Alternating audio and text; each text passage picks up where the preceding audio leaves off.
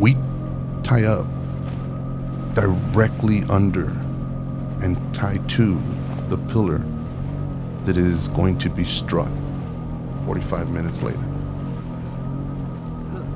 And we begin our fishing. Finally, the bait is on the hook. It's in the water.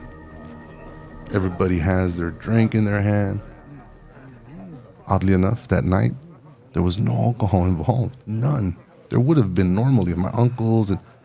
But that night, we were in such a hurry. We were going to get it at the gas station. It just didn't happen. We had a couple of bottled waters, and I think somebody was mad because there was an RC Cola, and who drinks RC Cola still? And I was like, I don't know. And we were just there hanging out. Leroy's sitting in the front of the boat. His brother's somewhere in the middle, and Tony and I are way on the back. We each got our little corner, baits in the water, and you can hear the traffic on the bridge above us.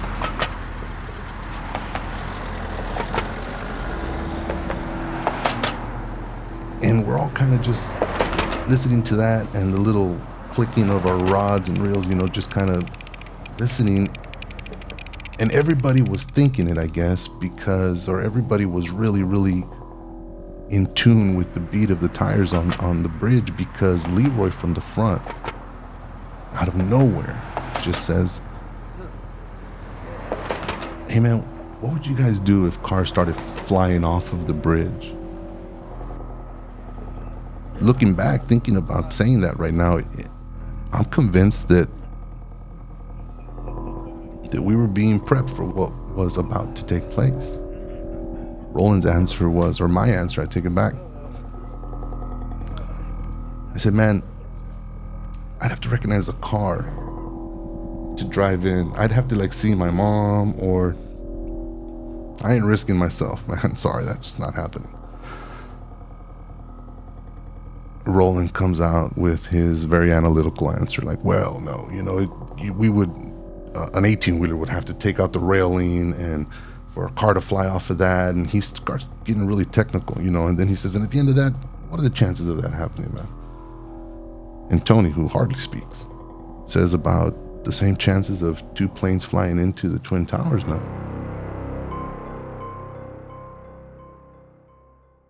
You can ask any person that was on that boat during that conversation. They will recite it to you, just as I did now.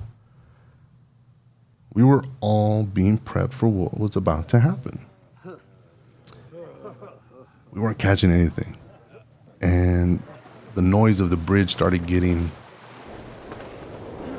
too rough, too loud. It was the relaxation part of the fishing trip wasn't there anymore, man. We had taken a conversational turn for, what happens if cars start falling in? We weren't biting. Let's move. So I jump onto the pillar, untie my boat, hook my anchor back onto it, get back on my boat, and we move north about 100 yards maybe. And I drop anchor. And we begin to fish again. Shortly after that, still hadn't caught anything. There was really no reason for us to continue to fish at this point. We had been out there. Whatever we threw into the water was eaten by the fish, but we weren't pulling anything out of the water. And out of nowhere, this sound of metal just grinding up against concrete.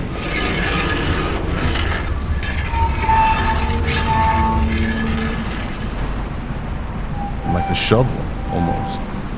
Just being viciously dragged up against a concrete floor or a driveway. Echoed. Like you could hear it like if it was just right next to you.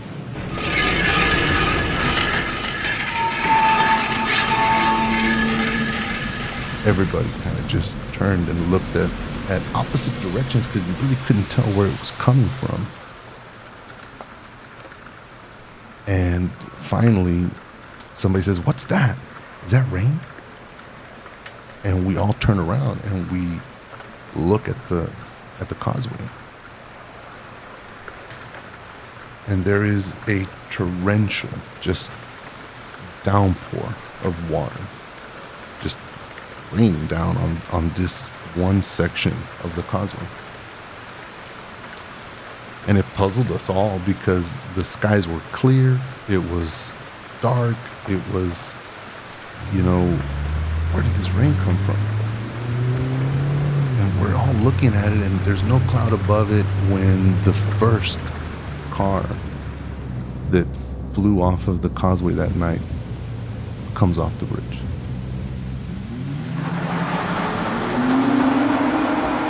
And everybody just gasps, just voicelessly gasped. Like, you couldn't yell, we couldn't. It was just fear. I'll never forget that feeling of helplessness, of wanting to reach out and catch something and you just can't get there in time. You can't catch it if you were, because it's with me every day, man. The lights cut through the rain. I can hear the engine roaring and the tail lights flaring, where the person in that car was stomping on the gas pedal, on the brake pedal, in desperation. Wow. The rain wasn't rain at all, man. The chunk of highway of the bridge that fell slapped the water so hard that the splash cleared the 87-foot causeway drop, the 30-foot light poles, and then some. That's how high the splash was. It was like a miniature tsunami that just rose. And it was so high that it was taking it so long for the water to come back down to the Laguna Madre. It looked like it was raining that night. The bridge was out, and there wasn't anything we could do about it.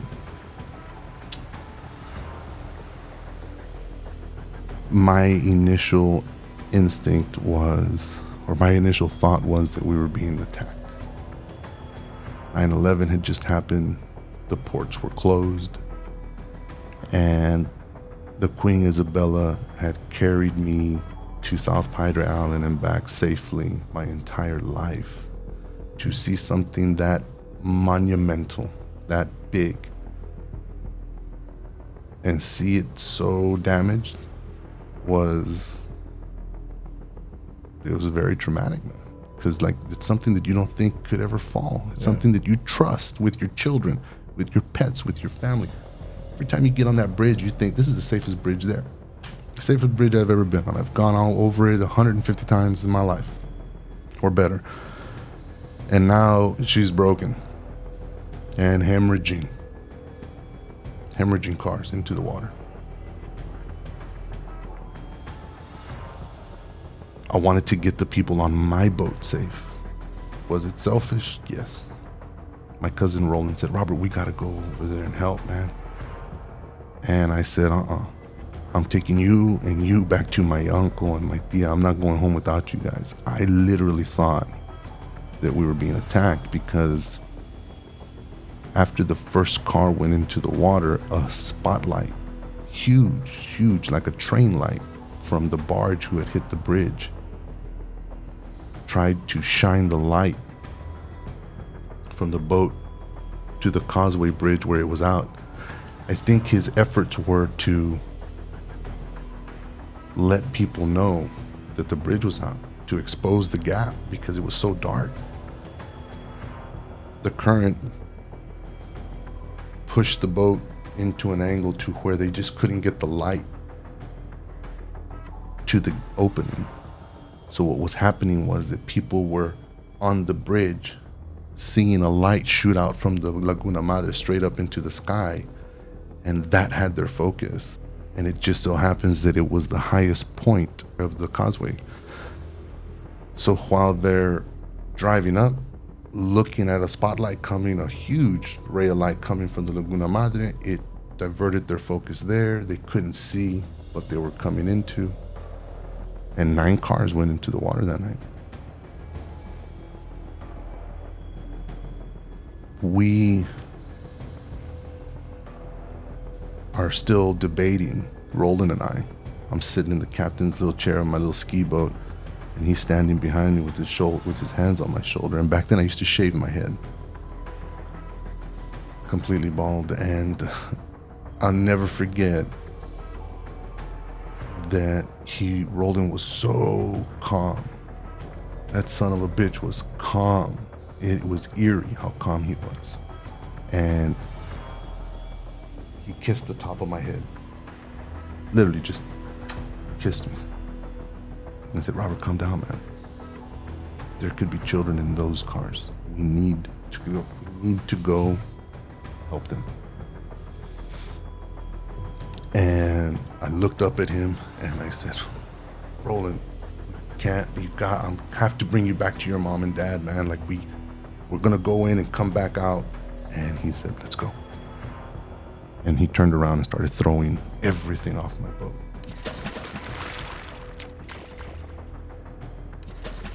Reels, pin reels, rods, ice chests, everything to make space, to make room, because the boat was not a large boat.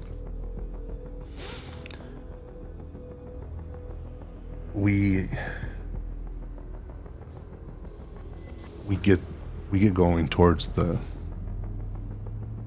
accident, and cars are just falling in, and Roland opens up this safety bag that I had just bought at Academy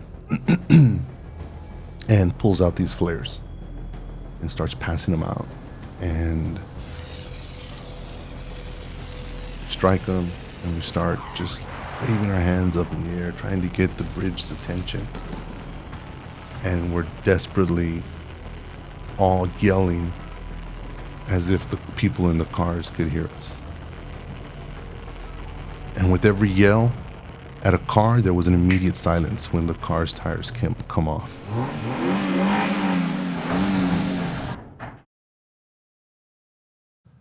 And then another, wait, and and that pause is what I have with me. I wouldn't wish that on anybody, that sense of uselessness. There's nothing you can do but to watch this happen. Like, you're meant to absorb that negative, traumatic energy that's happening. That's why I think it slows down so much. That's why I think I remember so much.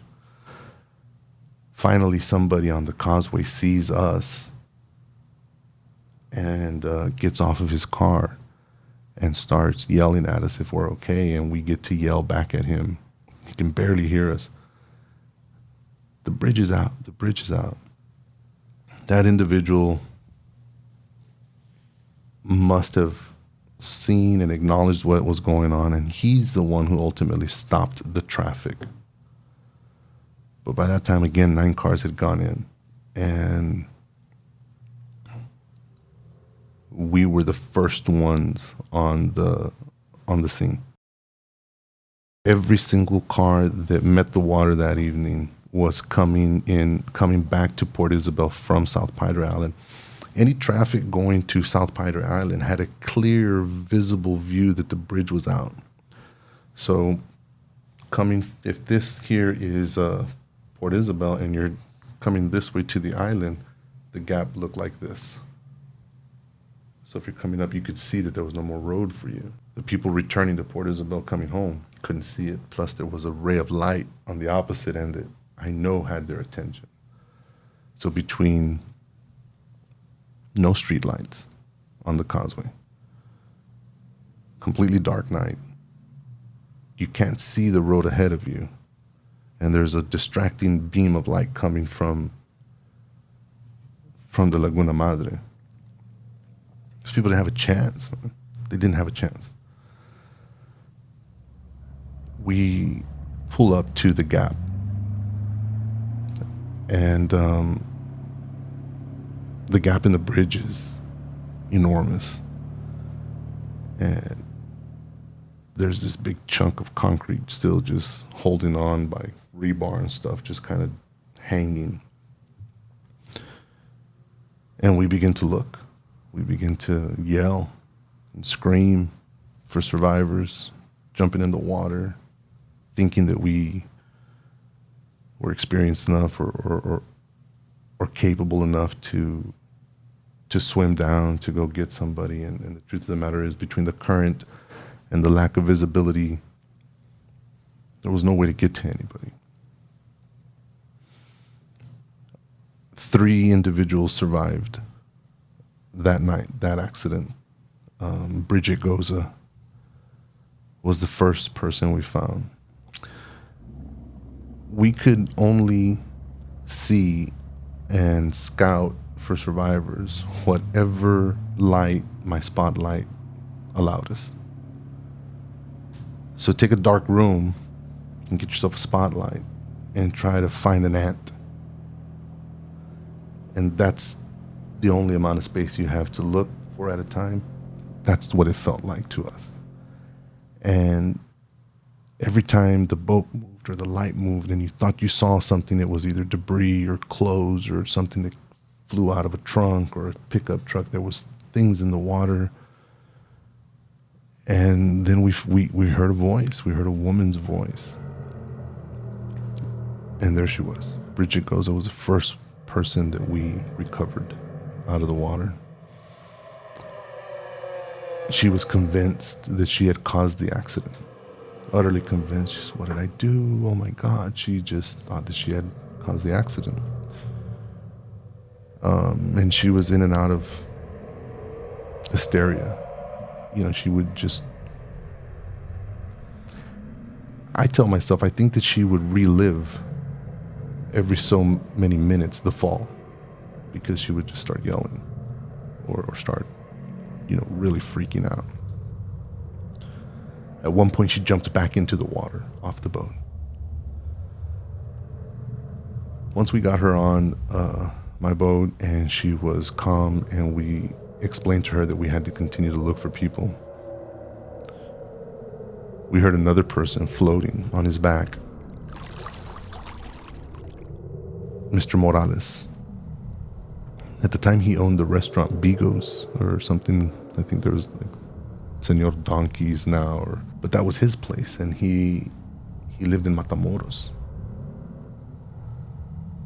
He was our second individual that we found on the water. He was really hurt. His knee was, and his leg was really bad. And he was holding on to something to float, but it really wasn't a floating device. So we threw him a floating ring or cube, or I forget what it was, but it was actually a floating device, and then he wrapped his arms around it and laid on his back. And the reason we did that was because Bridget had just called out that she had seen somebody else. And it was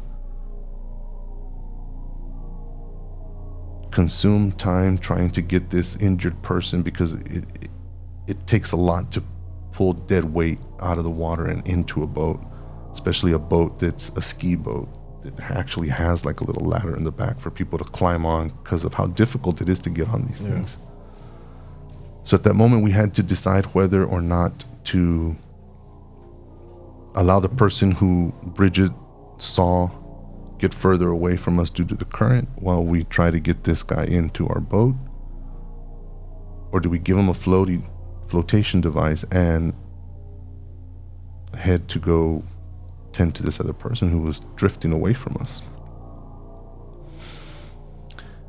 The decision was made in a split second to toss out the flotation device to him to make sure that he had possession of it and to leave him there.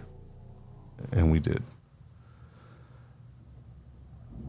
We chased a voice and chased what we thought was another individual to no ends, because we couldn't find that person anymore. So after we exhausted about 5 minutes and we could still hear Gustavo Morales out on his flotation device yelling in fear because he thought we were leaving him or something, we gave up the efforts for that other person, and we made our way back to Gustavo. Once we got him into the boat, he passed out. He passed out, and I think that it was the pain, because his knee or his shin splints were broke or something to that effect. When Bridget heard or saw something in her peripherals again, and this time the rest of us did too. So I brought the spotlight over to it, and there was a lady, very, very visible lady, who seemed to be waist deep in water, waving her hands, but not both, not frantic, just kind of waving. The bay was choppy, and I have a speedboat. So what happens with the speedboat, or any boat really, is that since the motor's in the back, when you gun it, when you give it a lot of gas, the boat tends to lift up from the front. So if you can imagine, I'm holding a light on a specific spot in the water. I gun it, the boat comes up, so does my light. But when the boat plateaus back even, I couldn't see what we were looking for anymore. I had lost this lady. That feeling of panic that, oh shit, I made a mistake, I did this, and now I can't find her anymore, was something I didn't want to live with. So we looked frantically and everywhere, and finally there she was again.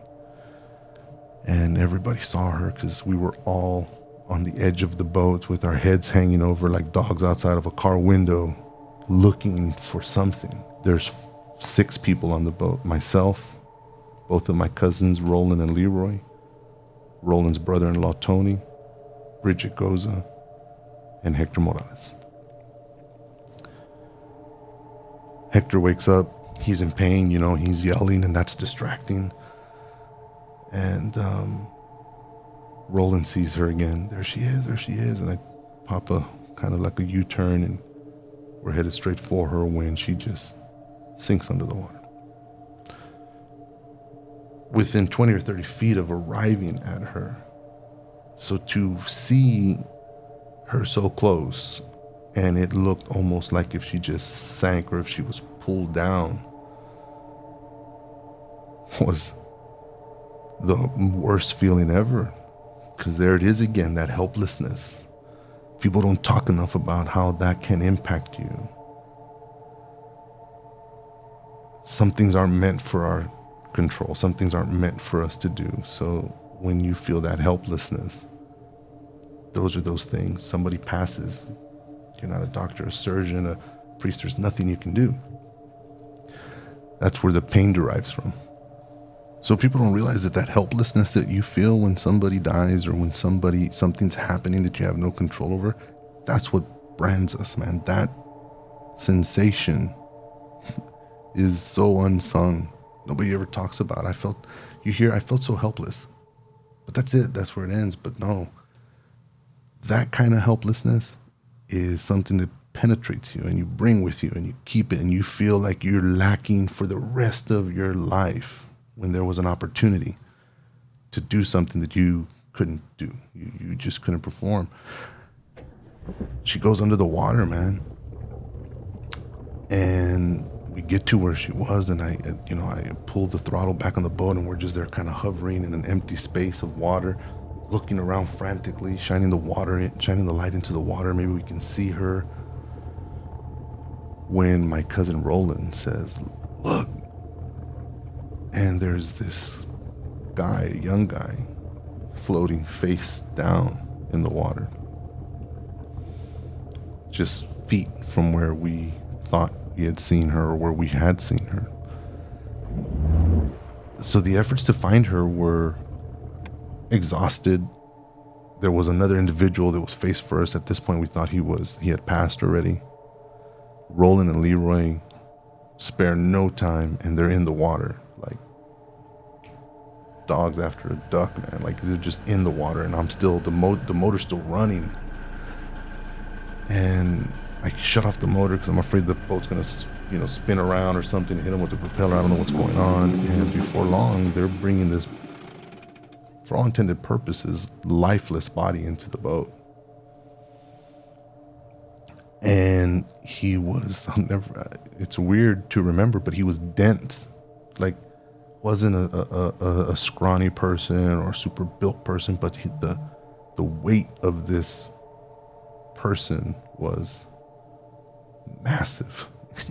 He wasn't bigger than me. It just seemed like we were pulling a boulder out of the water, because it took us about 5 minutes to get him in comfortably.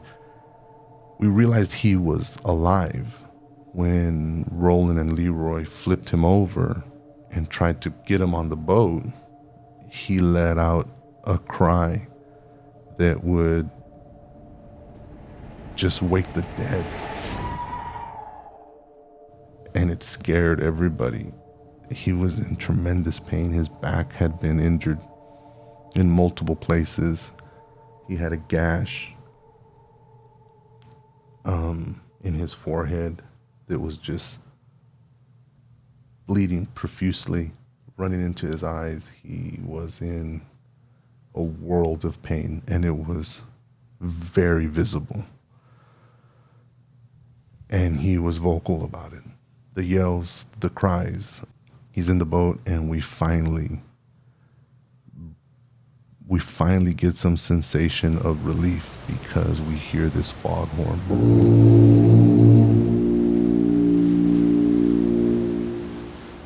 About an hour and a half has gone by.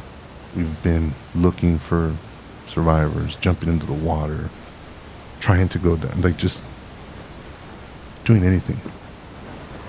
When finally the Coast Guard vessel comes in to view. The Coast Guard station, Josh, is 7 minutes away from where this accident took place.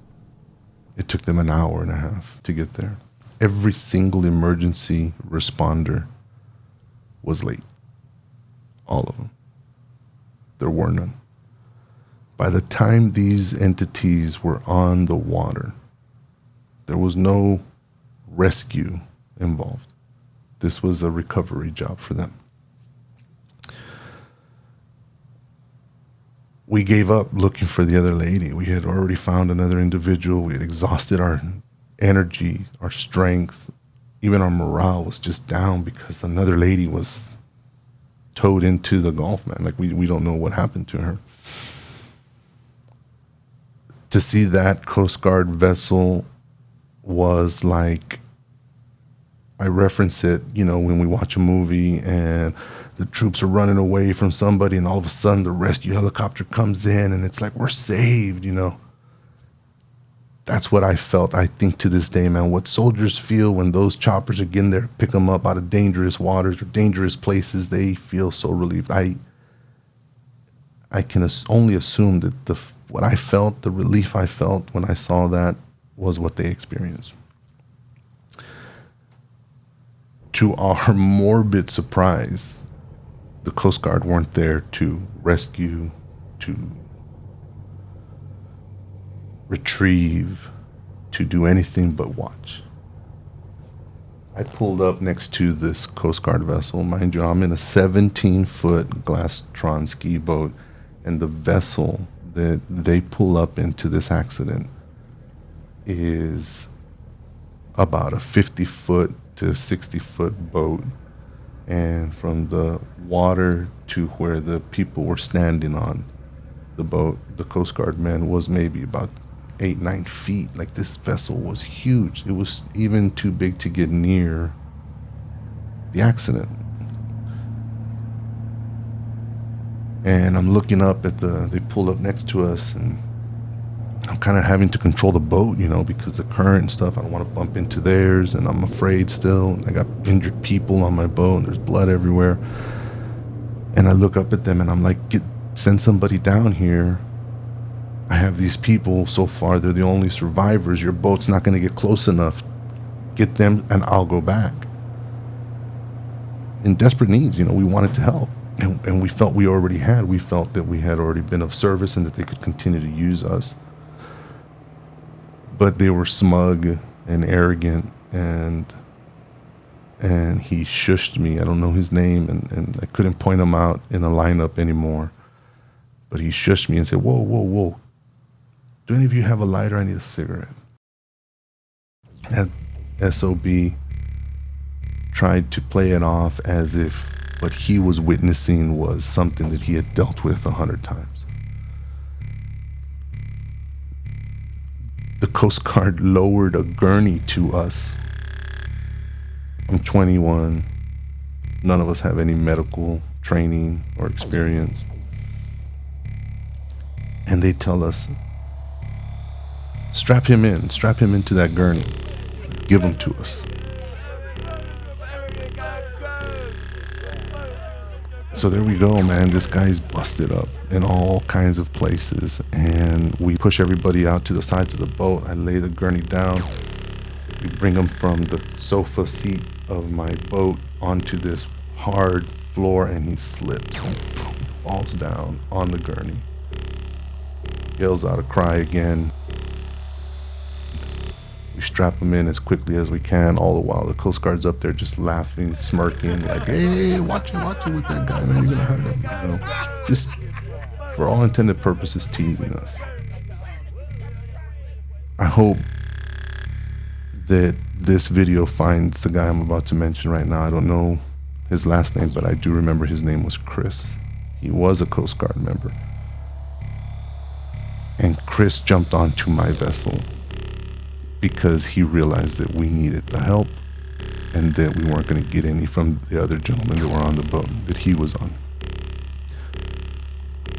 So big props out to that Chris who took it upon himself to climb out of his boat onto mine and stay with us.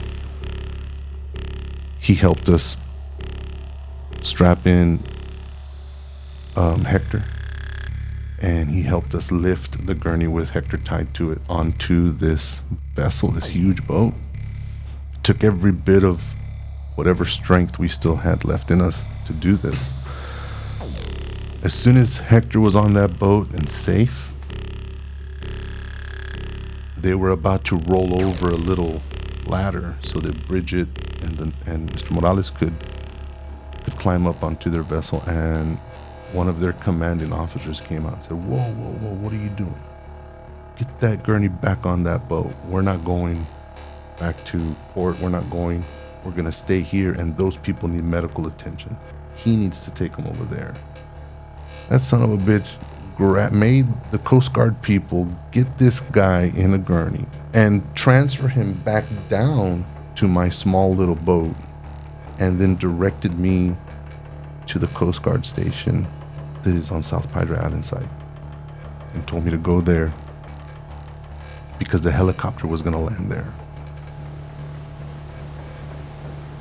Again, waters are severely choppy. It's super dark, and I have these injured people on my boat. But we listened because we had no choice. We had to receive him. They literally just started putting him off the side of their boat into ours. Chris said, I'll stay with you guys. Let's go. And we leave. Because of every bounce that the boat would hit, every wave, every time we bounced, Hector would yell. It took us like 10 minutes, 15 minutes almost to get to where they had directed us because he was in such pain. On that trip, we had flip phones back then, man. Like, I didn't have an iPhone. We couldn't text. We didn't do all that stuff. During that trip, that pain kept Hector awake, kept him alert. He asked me to call his father. He said, he could barely speak, man, but he said, call my dad. I had my phone in a Ziploc bag. You go fishing, you put your phone in a Ziploc bag, put it in the little crate, and little glove box. I pulled out my phone, and he recited his father's or his home number back, back then people were still using house phones, landlines. And he recited it to me. And I called. It rang and rang and rang. Obviously, it's like 1 o'clock in the morning or something. And a lady answered. And right as I started to speak to her, it seemed to me that she was coming out of a deep sleep, maybe. She wasn't completely coherent yet. And she just heard my tone and the fear in my voice, and her natural instinct was to soothe it and just say, "No, tranquilo, calm down. Everything's gonna be okay. You're okay. Everything's fine." But then she would hang up, and I would look at it, Hector, and I told him, "I think I just spoke to your mom, and she's still asleep." And his eyes would close, and he'd squint, and he would cry a little bit, and he would just shake his head and say, "No, you dialed the wrong number." You know, he couldn't really talk. I remember getting down next to him and saying, "Is this the number?" And I gave him every digit, and he was just nodding his head with and okay, I'm calling it again. And this lady and I conversed 2 or 3 different times before Hector lost his cool and just said, "You're not calling the right number." And I gave up. I believed him. We get to the Coast Guard station, and there is there's nobody waiting for us. There aren't flashing lights of an ambulance or wind being blown everywhere and debris everywhere because of the helicopters landing. Like, we're by ourselves at a building that is glowing with orange lights, and they're port lights, you know, and there's nobody there. Like, it's evident that nobody's here. But I was told by those people to come here, so this is where I came, and we pulled into the little port, and we get Hector off of the boat, and we lay him on the concrete, and we run to the door and banging on the door, and we're here, you know, they call the helicopter, this guy needs help. Nobody comes, man. Nobody even comes to the door, Josh. So I rush back to Hector and everybody, and I see that everybody's just swatting the air, and there's people swatting around Hector. And as I get closer, I realize that when we came in to the water, that water was very stagnant. It had become a cesspool for mosquitoes. Millions of mosquitoes were just hovering the air, creating a cloud. Like, if you inhaled too profusely, you were going to swallow some. I mean, it was just a most horrendous thing I had ever experienced. I get to Hector, and I begin to shoo the mosquitoes that are already stuck to him, just sucking on it. Every time you'd swat your hand to kill one, you came up with 3 or 4 dead ones. Like, we had to get out of there. Sounds weird, but yeah, mosquitoes chased us away from what was going to be our safe harbor. I get in the water, pull everybody away from that swarm, and off in the distance on Port Isabel side, helicopters landing. And Chris says, we got to get over there, man. They're not going to come over here. I don't have a radio. There's no way to call them. You have to go over there. Well, duh, you know. There was no way, even if an ambulance was on this side, there was no way to get it across. It was an error. They should never have sent us there. We made a 15-minute to 20-minute journey from the Coast Guard on station from South Padre Island, clear across to the south side of the bridge, the Queen Isabella Causeway, where Captain Murphy's bridge thing, or Dolphin Watch. Yeah, the Dolphin Watch. That's that's the area that became the command center for all of the rescue vessels and all of the efforts that were being made. They all converged on that little dock. So that's where we went.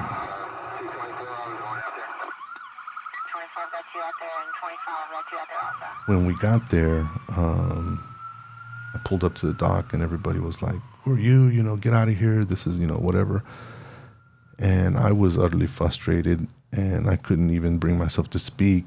Chris jumped on and he was in his Coast Guard fatigues and said, "I've injured people that were in the accident." And all of a sudden it was as if myself and my two cousins and Tony just bleeped out of the picture, because at that point they didn't care who we were. They didn't care if we were injured. Somebody had returned to their site with survivors. So we were left alone and pretty much neglected. We were able to get off, walk on the pier all the way to the concrete side of the bridge, and we just kind of hung out there in awe of what was happening, just shock.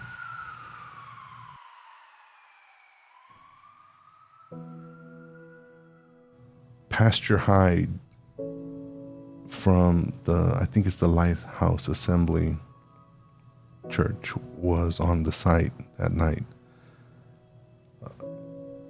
He was there to declare to give the last rites to the people who had passed. And I remember he says, when he walked up to us, he said, "Were you guys in this accident?" We were soaking wet, bloodstains on our clothes. My nylon shorts had melted into my flesh because of the drippings of those flares. As we were driving, the flares were melting. And I didn't realize it until he pointed it out. He said, "You need some medical attention, son, you're bleeding."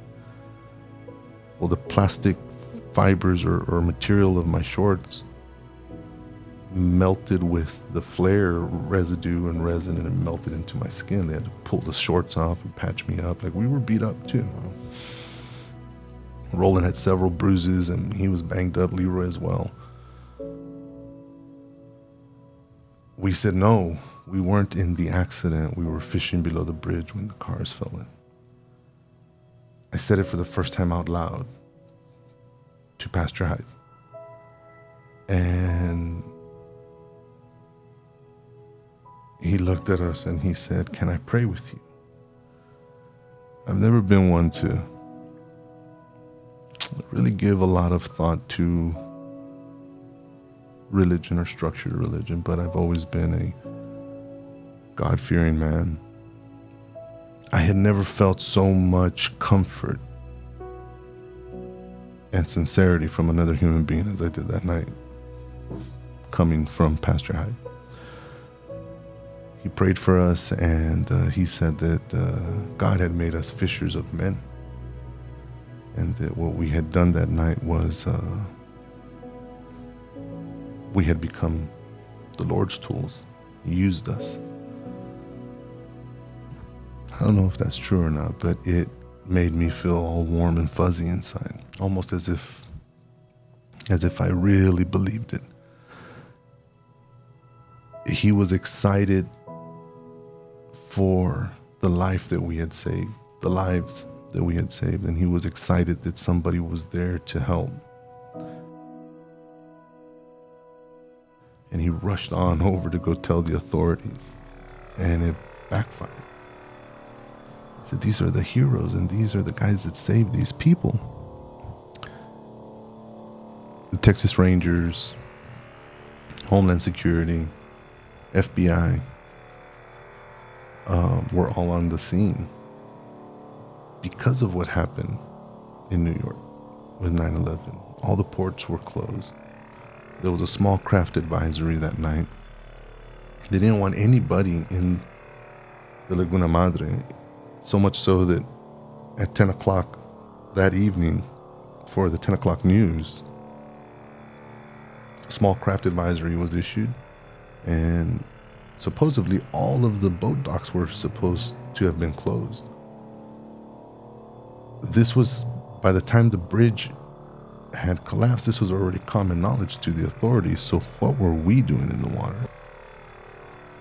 We were taken into custody and escorted by these government entities to the Port Isabel Police Department. where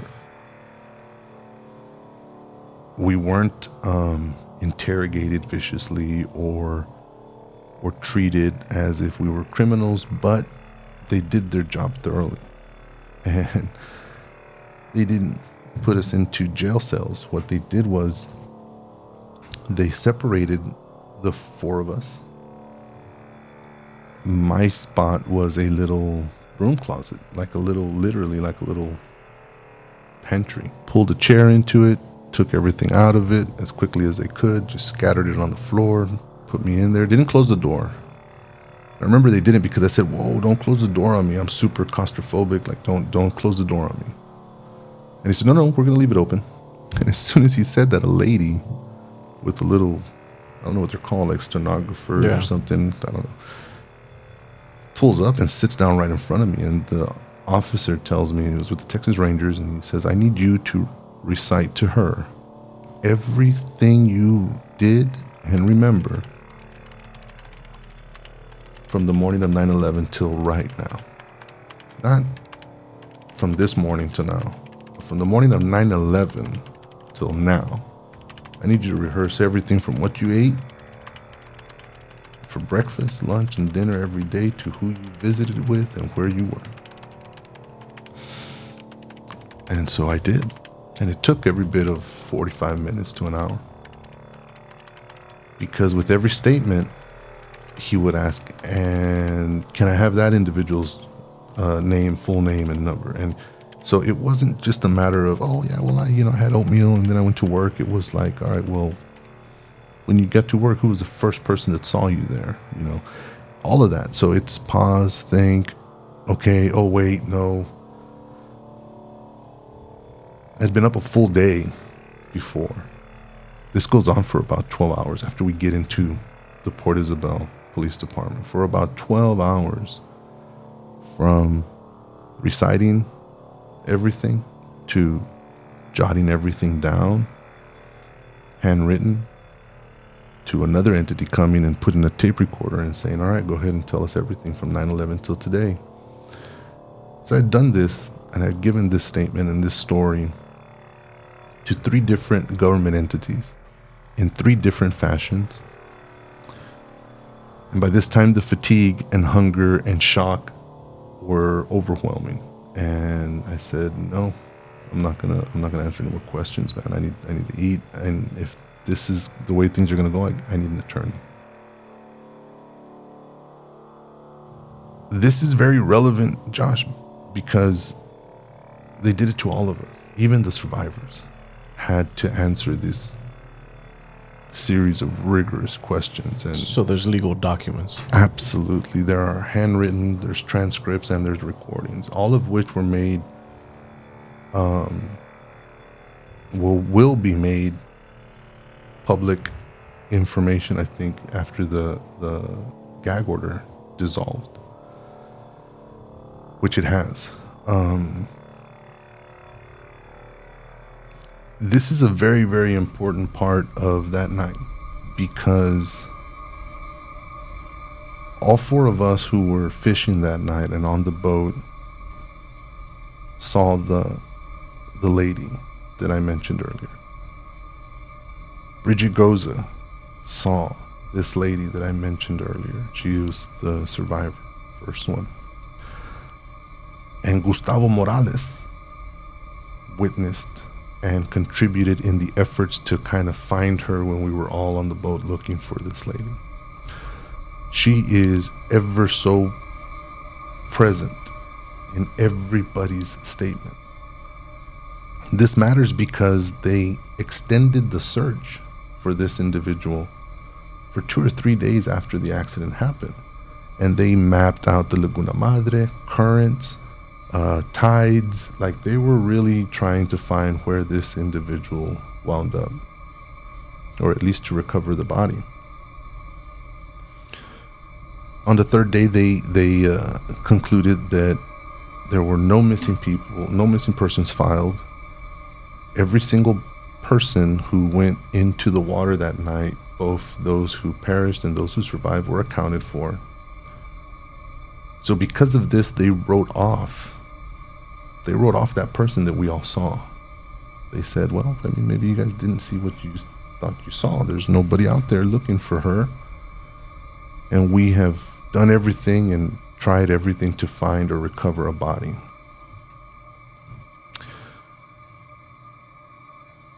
And that was it. That added to that helplessness, that added to, I couldn't save her. Nobody could save her. We all saw her. We were the last glimpse of hope for that woman to live the rest of her life out, and they gave up.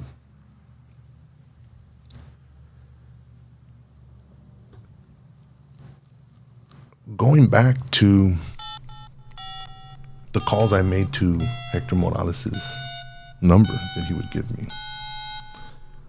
After Hector is already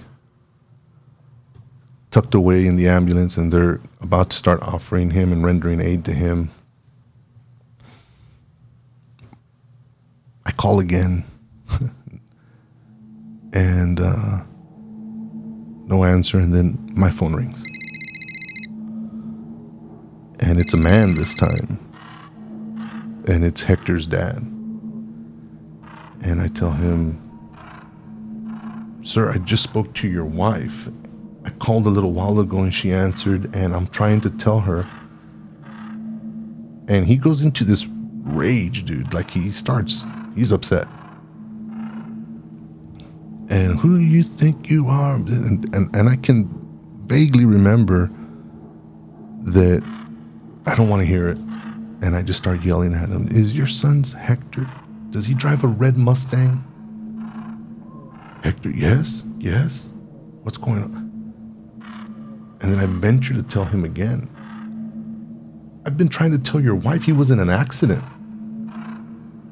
His car flew into Laguna Madre. The bridge is out.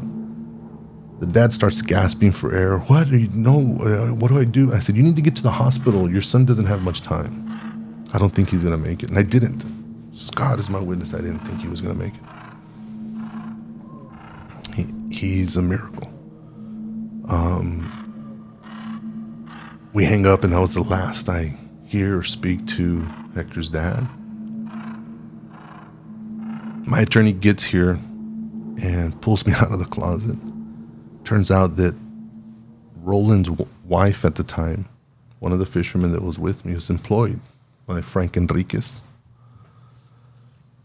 He called his wife and she sent her boss to represent us all. It's the first time I'd ever met him. I didn't have an attorney. I was 20-some years old. So he's our knight in shining armor, man, at this point, because I'm starving and I'm burnt, I'm hurt, and super fatigued but can't sleep because every time I close my eyes, there's something there I don't want to see.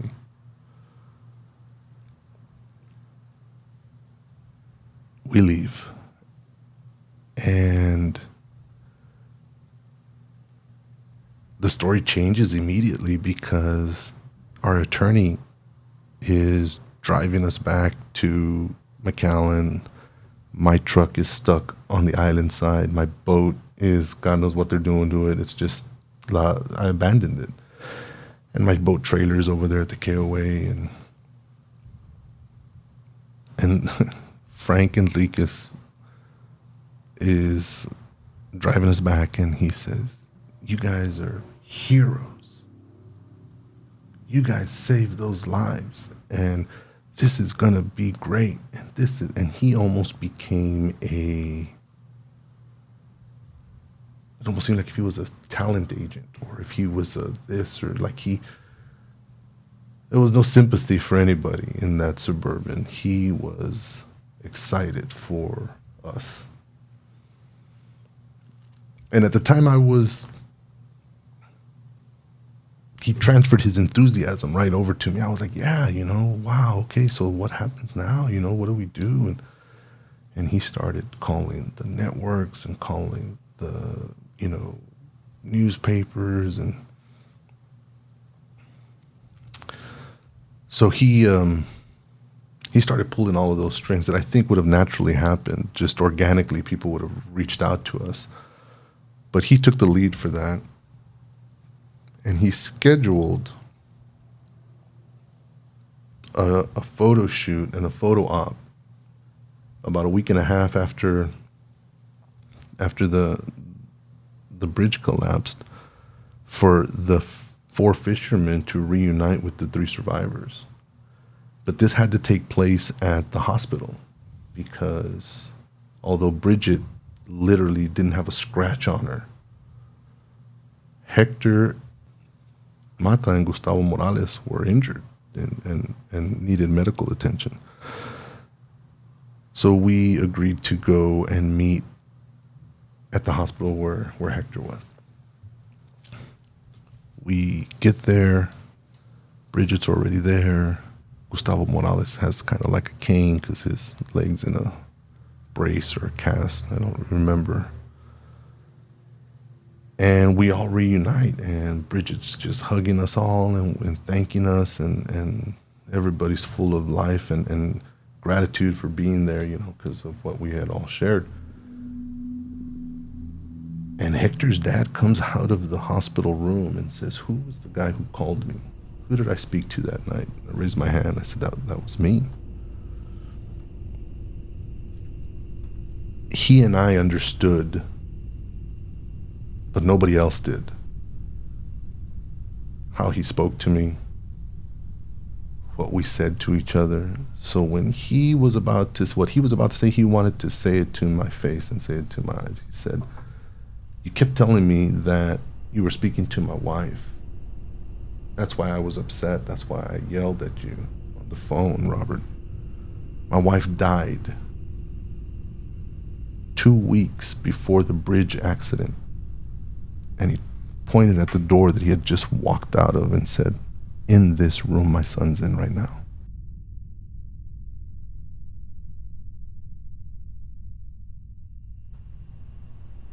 For you to say that you were speaking to my wife, Robert, was disturbing. I thought that you were a child from one of the schools that I'm a principal at prank calling me.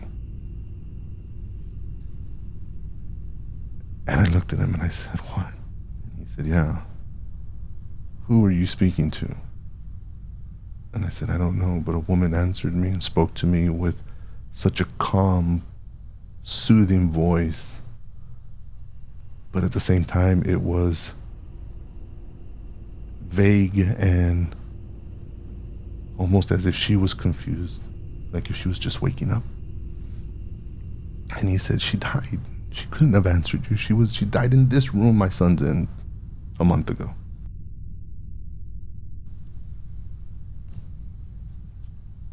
I don't tell that story to a lot of people because people hear it and think, nah. But Mr. Mata, who is the principal at the Brownsville High School, if you ask him about what was said outside of that room, he'll tell you the same story I just did. We walk into that room, and on the nightstand that is next to Hector was a little picture of a woman. And Bridget and Hector, and all of us saw it, and she just gasped and she said, "That's the woman that we saw in the water." I'm borderline embarrassed to say that out loud sometimes because I think people think, "Robert, you're full of shit." But it's written in the testimonies that we gave hours after the bridge collapsed in the custody of federal entities like the Texas Rangers, like the FBI and Homeland Security. That's written. We all saw her. Legal documentations that were written, recorded, were read. That woman was alive in our affidavit, so much so, and she was so present that they extended the search for her for 3 days. I spoke to a woman that night on the phone. It is my sincerest belief that she saved her son that night. I told my wife that story, and she said, "I would do it for my son. I'd come back from the dead for my kids." I believe it, Josh. I do. And I've never seen a ghost, and I've never had an encounter, and I write it all off as bullshit, but That lady's alive on our affidavits. 6 different individuals saw her on that boat that night. She led us to that individual who was floating face down in the water. Her son was placed in the same room she had said her goodbyes to him a month prior. His mother had been with him the whole time. I can't wait to hold those transcripts and read them out loud, man. Because when they placed the gag order on everything, all of that stuff went into lock and key. But it's there. It's real. Bridget Goza, Hector Mata, Gustavo Morales, they all lived it, experienced it, saw it. I don't know if this is something that Hector and his father would want shared, but it's just as much my experience as it is theirs. And we will be connected not only through the events that happened that night and the bridge collapsing, but we're always going to be connected through that knowledge that we both experienced something supernatural, and we all collectively acknowledge that it's something that we can't explain.